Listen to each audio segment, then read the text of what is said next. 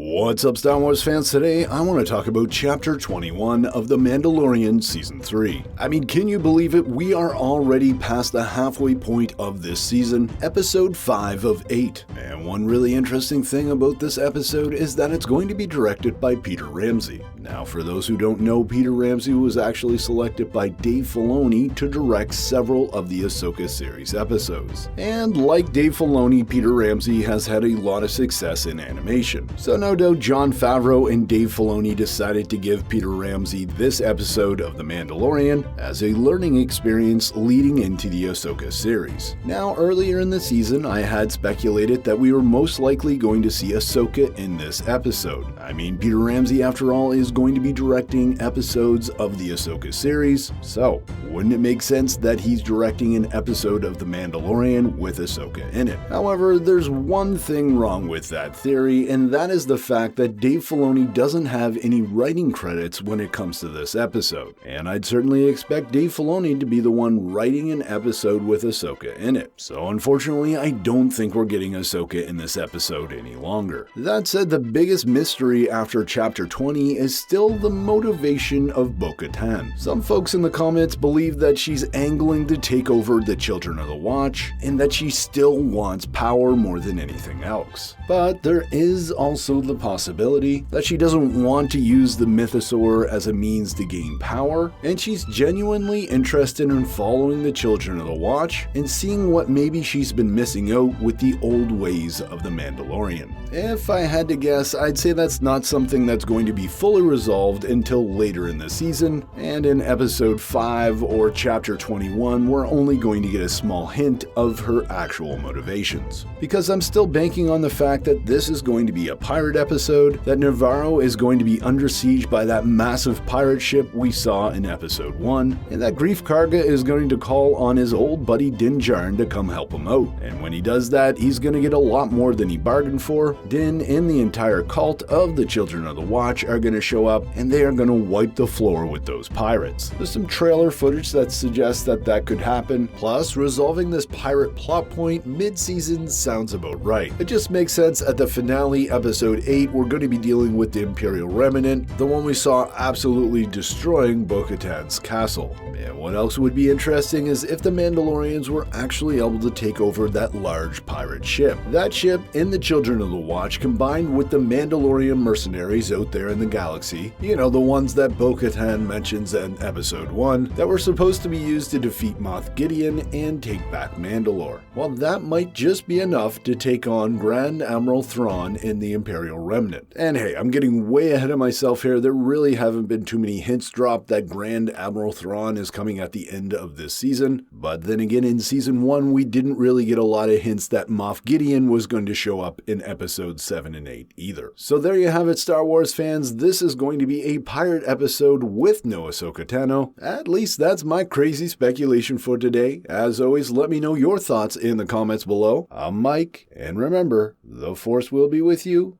always.